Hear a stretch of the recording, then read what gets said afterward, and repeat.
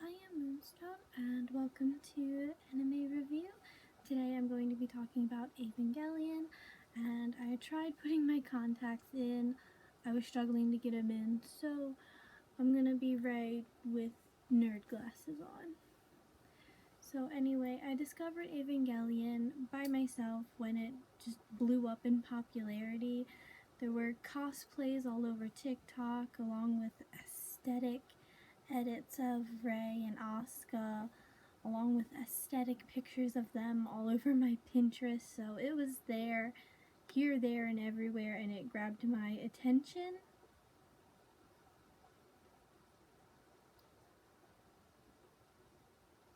Yeah, it grabbed my attention. I saw that it was on Netflix and I started watching.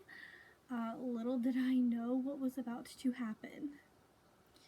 So, the Evangelion story and lore is very confusing on its own. It's very confusing. Why does my computer keep freezing?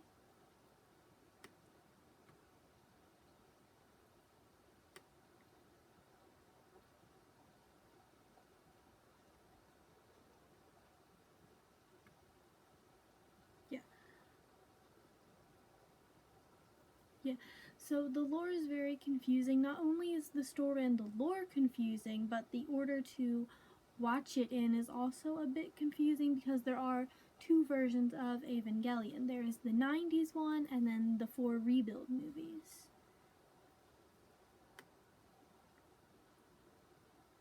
Yeah, the 4 rebuild movies slightly make more sense. But I wanted to watch everything all in order, starting with the 90s one. The 90s one is called Evangelion Neon Genesis. Neon Genesis has 25 episodes and then a movie, End of Evangelion, and that's it for the 90s version. Yeah, that's it for the whole 90s story before the 4 rebuild movies. Now, I only got to episode like 18 or 19 before I got so confused I just stopped watching altogether. All I could tell you just from watching Neon Genesis is there's these giant monster beasts called angels, and one of our main characters, Shinji, his dad owns a company called Nier, which is German for nerve, where they build giant robots to fight the angels, and Rei is the blue-haired one for Pilot Zero, and Shinji is Pilot 01 he's Pilot 1, but some people say 01 for some reason, I guess because of the O. And then Asuka is the red one, and they put on these special suits called plug suits that help them connect to the robot, and they fight the beast, and there's dream sequences and dream sequences and dream sequences, and yeah, it was very confusing.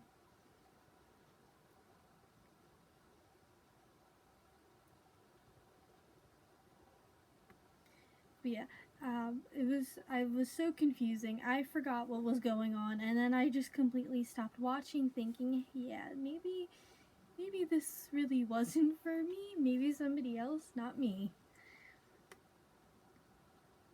Yeah, I mean, it's beautiful, and I wanted to like it. Aesthetically, it's beautiful. It's using cell animation, hand-drawn cell animation, something I like because it's got that age to it, and I don't know why I like the age, but I do. Then a few months later, a random video showed up on my YouTube feed, and it was labeled, "Why is Evangelion so confusing?" or "Why the Netflix Evangelion is so confused." I forgot the exact title, but anyway, I saw it, got curious, and clicked on it, so it did its job. But anyway, in that video, whoever it was, I wish I remembered who it was, they came out and said, well, the lore has always been confusing and nobody has like a full understanding of what's even going on. Even if you watch the original anime and read all the manga and go back and watch the anime frame by frame,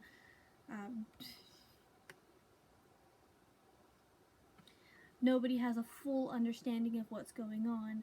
And not only that, but the Netflix dub, the one that I was watching, because it's the only one I had access to, redid most of the lines. For an anime like Evangelion, where fans pick apart scene by scene, frame by frame, to try to figure out what's going on and what's going on in this dream sequence and what does it mean, and all, yeah, very confusing. It made it even more confusing. It made it much harder to understand. So then it talked about the 4 Rebuild movies and how they're basically retellings of what's going on, both in Neon Genesis and in End of Evangelion. So I just went right to the Rebuild movies. So yeah, and that's what I'm going to talk about. So the first Rebuild movie is called Evangelion You Are Not Alone, with not being in parentheses. All of the Rebuild movies have not in the title, and they're all in parentheses. I don't know why, they just are. Let me tell you though, this 2-hour-long movie made way more sense than the 25-episode Neon Genesis. It made way more sense than that. Yeah. So, there were 2 of these giant alien monster beasts that the humans called angels, and they named one Adam and they named one Lilith.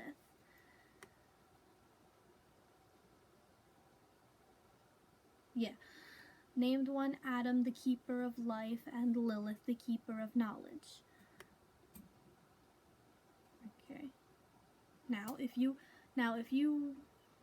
weren't forced to go to church like I was as a youngin', then you probably don't know the story of Adam, Lilith, and Eve.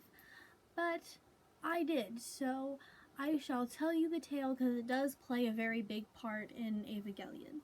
So the story goes, when God made Adam out of dirt, he gave Adam the power to create life.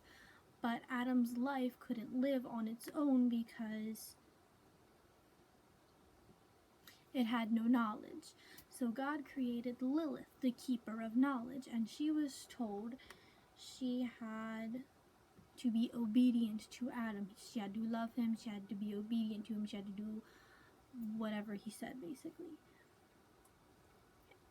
Since he had the creation of life, and you need both to create a baby. But Lilith didn't want to be second in command. Yeah. She didn't want to be second in command. She wanted equal treatment. Dun dun dun. So she was casted out of the garden. Yeah, she was casted out of the garden and was replaced with Eve. Now, most churches don't talk about Lilith because she's seen as like a bad person. She got casted out because she was bad, because she refused to be obedient. Yeah, at the one that I was forced to go to, we learned about her, so we learned how to not be like her. So, anyway, Lilith was casted out of the garden and replaced with Eve, who was a good, sweet, obedient little girl, until she ate the forbidden fruit and convinced Adam to eat it too. Hence why sometimes in the telling of the Adam and Eve story, the forbidden fruit is called the forbidden fruit of knowledge.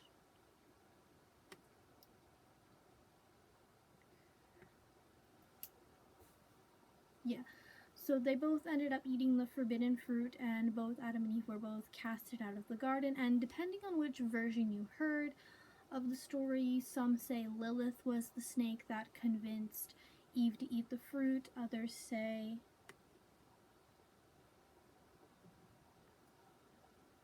Others say it was Lucifer, since after Lilith was cast out of the garden, Lucifer, who was an angel that was casted out, I forgot why he was casted out, but I remember he was an angel and he was casted out for some reason.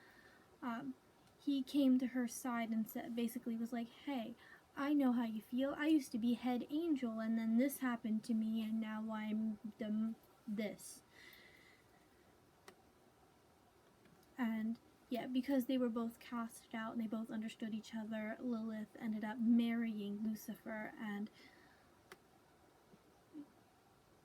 okay, it is said that some say she is the snake and that's why she aimed at Eve and not Adam first. Some say he was the snake because he wanted to get revenge for both of them, for him and his wife, since they were both casted out.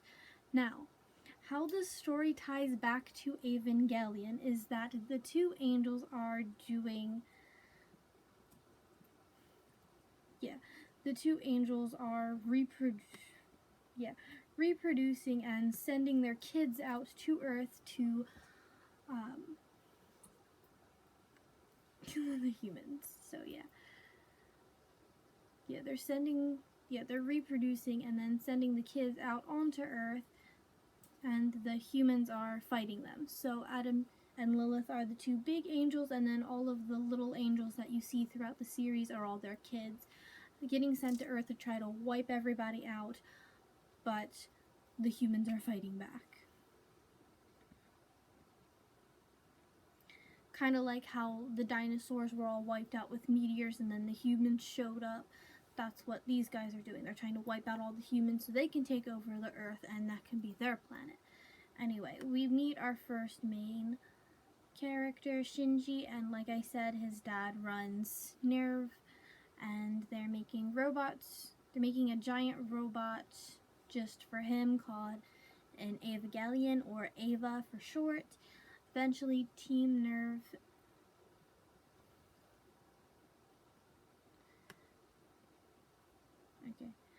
I apologize.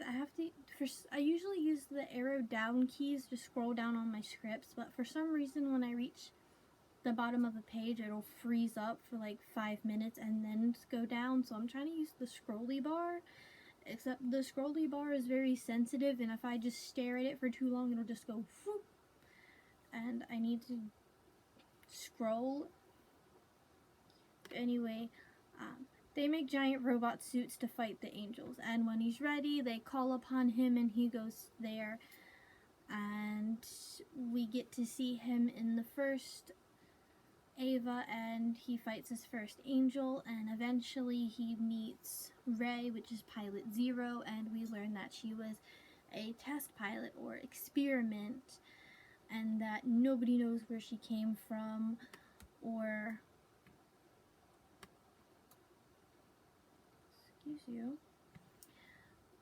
nobody knows where she came from or who she is or who even she belongs to.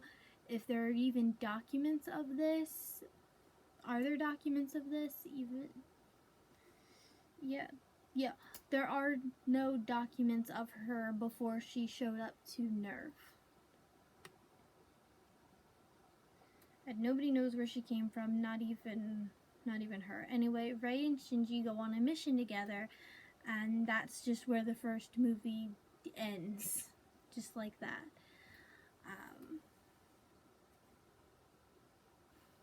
This is a very short video. So, yeah. I think that's like the whole... I'm trying to get my words together. That's the whole Neon Genesis. Yeah, the whole Neon Genesis shoved into one movie right there, movie 1. And anyway, I think I'm gonna end the video here because I really do want, because there's 4 movies, I want to break it up, the videos into 4 parts so I can talk about them more thoroughly. I know this one is really short, but the rest of the movies are all 2 hours long, and I go in depth between each and every one of them, and the last movie, the ending one, is actually 3 hours long. So Yeah. Anyway, thank you so much for watching. I'll see you next time.